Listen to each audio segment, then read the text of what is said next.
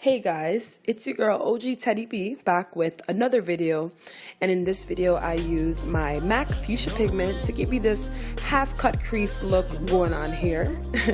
So if you guys want to see how I got this look, you know what to do. Keep on watching, but don't forget to comment, rate, and subscribe. So my eyebrows are already slayed. If you want to see how I get my brows done, there will be a link in the description bar below. So I'm jumping right into this, guys. I'm priming my eyes with my MAC Laying Low Paint Pot. It's really important to prime your eyes before you apply any eyeshadow to them. And I'm taking the Georgia Peach color from the MAC Amber x9 palette, and I'm kind of setting that area that I just applied the paint pot to. So I'm setting it and kind of putting a bit of it in the upper crease. Then I'm taking MAC Breath of Plum blush as an eyeshadow because I don't have a pink this shade, and I'm applying that in my upper crease area. Then I decided, why not mix that with MAC Peaches blush? And I did that, and I got this nice little look. So I mixed the two of them together, and I got a nice gradient to begin the transition. Now I'm taking an actual eyeshadow this time, and this one is Passionate from MAC. It's a hot pink eyeshadow, and I'm taking my 217 brush, and I'm working that into the crease. This is obviously sped up for the purpose of saving time in this video, but it is very important that you guys take your time when you are blending this color out, because if you don't take your time, it's going to look like a splotchy mess, and you don't want to have any splotchy looking eyeshadow. And I'm taking a 286 brush afterwards to further blend and diffuse out the edges so there are no harsh lines. I'm taking the MAC Burgundy x9 palette, and I was gonna take Embark, and then I decided, wait, Sketch would probably look so much better. And I took Sketch. I'm using a Morphe bullet style brush, and because the brush is so dense, it applies the product directly in the crease, and it really applies a lot of it. After that, I'm taking my 217 brush to kind of diffuse it out a bit, but also kind of more so diffuse out a bit of the edges so it doesn't look as harsh. But I did want a dark color in the crease before I cut it. I'm going into kind of slight circular motions. You can't really see because it's sped up, but that's what I'm doing. And back with a 286 brush to blend everything together.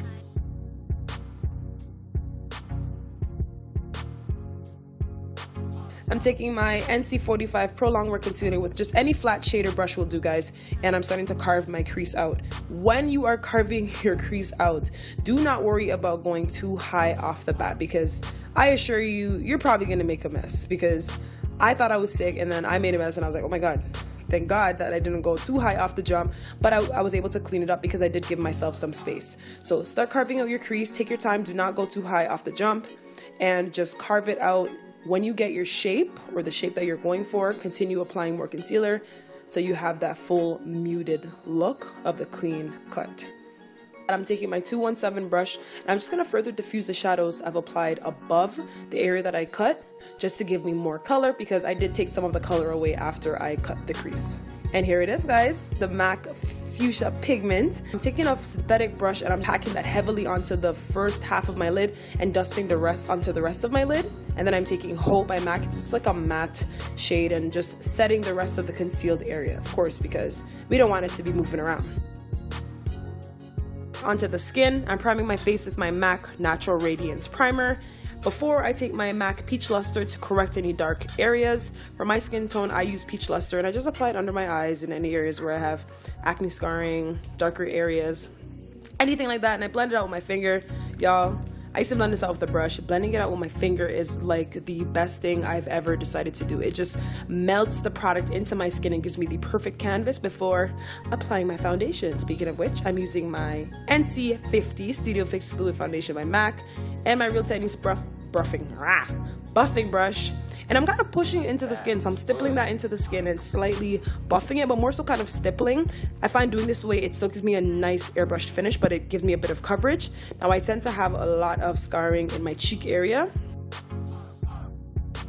so you'll see me like working the product into the cheek area than anywhere else, and yeah, right here. So I'm working it into that area to just give me a bit of coverage, and then I'm taking a beauty blender and going over everything so it's flawless, duh. I align my eyes before I apply concealer, because if I apply concealer and then try to align my eyes and I mess up my eyeliner, that's it, I'm done. I'm going home. I'm not going anywhere anymore. So this is what I do. After I've done that, I'm applying my concealer, and I always apply my concealer in the same area, so that's under my eye where I need some coverage or a little bit of brightness. I'm applying it down the bridge of my nose, and since I've taken my piercing out, because nobody realized, Since I take my piercing out, I now apply it on my Cupid's bow just to brighten up that area a bit. And I'm taking my damp sponge and I'm blending it all out. You guys, when you're blending out your concealer, take your time. Do not rush it. You do not want any splotchy, unconcealed, unblended areas. It is not a good look. Taking your time in this step is so important because it ensures that everything is just seamless and everything becomes one. So the reason I'm showing so much of this is because I want you guys to see in the end how clean and seamless it all looks. And you see towards here, look at this. Everything just looks seamless. Now, here's a rule of thumb. Once you're done blending out your concealer, what I like to do is just take that same brush that I used to apply the foundation and just blend out any of the areas around the concealer. So I'm blending out the edges of the concealer and just kind of blending it a bit into the concealer so everything looks seamless and there are no harsh lines. Boom, done. Now let's set everything. So I'm setting my concealed areas with my Sascha Buttercup powder, and I love this powder. And this new trick with the beauty sponge, I'm telling you, has saved my life. It pushes the product so much further into the skin, and it doesn't look like powder sitting on top of your skin. It just sits into the skin. Once I'm done that, I always take my Mineralize powder in the shade Dark and just go over areas that I've applied the Sascha Buttercup, and this just ensures that it doesn't look too high beam highlighted, but more natural, like it blends all together. And now I'm contouring with my Warm Light Definitive powder.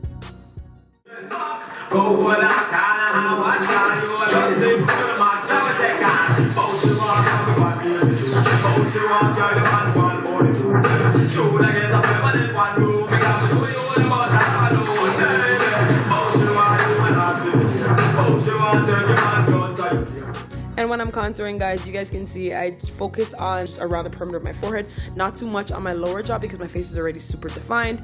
And a little tip here, cut under your contour with powder, as you can see here, and that will just clean it up, and there you go, your contour's gonna be popping, honey. After this, I'm applying my blush. I'm applying MAC's Copper Tone blush, guys. This is like one of my favorite everyday neutral blushes. It's just so pretty. And going over top of that, I'm using Milani blush in Berry Amore. This is a really nice blush for like $7, or it's probably a little cheaper from Walmart. It's like all that and the bag of chips, you guys. Now let's jump back into the eyes after I dust the powder off the jawline area. I'm using the MAC Smolder eyeliner, and I'm lining my lower lash line before applying my shadows. All the shadows pretty much that I've used in my crease area, I'm just gonna work it into my lower lash line. Just work it all in so everything looks very put together and just looks flawless. So I'm done with the face pretty much. I'm gonna go to the lips. I'm taking, oh, I lied. I'm not going to the lips yet because I need to highlight. I was going to work, so my highlight's a little more subtle today. And I did apply my Ardell Double Wispies off camera because it just saves time. And if you guys want to see a lash tutorial, let me know. Of course, I'm preparing my lips with my lip primer, and I lined my lips with Cork. I cannot tell you the last time I've used this lip liner, but it is just a perfect color. It just goes so well with your natural lip line color. And I was using Chestnut for a while. I like the look it gives me, but I feel like Chestnut gives me more like a 90s look, whereas this gives me more like a natural look. After that, I put Cream Cup on my lips, and you can see me working it into my little lips here. Rubbing it in, trying to get it all blended into the liner. And then after that, I took the Mariah Carey Rainbow Interlude Lip Glass, and I put that on top of my lips. And I mixed this drugstore one. I don't know the name of it, you guys. Oh my goodness, but it's so pretty. It's from Revlon, one of their super lustrous glosses. And I just found applying this just brought the pink in my eyes together with the lips. And I did forget to put mascara on, so I'm doing it now. And it's just some random mascara that I have from Clinique. No biggie, you know, no biggie or anything. And this pretty much concludes the last step. I lied, no it does not. I obviously need to set my face, and I'm using my Urban Decay All Nighter Setting Spray, y'all. This is everything. This is like the holy water, because when you set your face with this, that's it, your makeup is staying on until you decide to wash that off. Not until when it wants to come off, until you decide to wash that off. You can tell I'm clearly feeling myself after applying that. And that is it. That is the finished look, guys. Thank you so much for watching. Comment, rate, and subscribe. See you in my next video. Bye.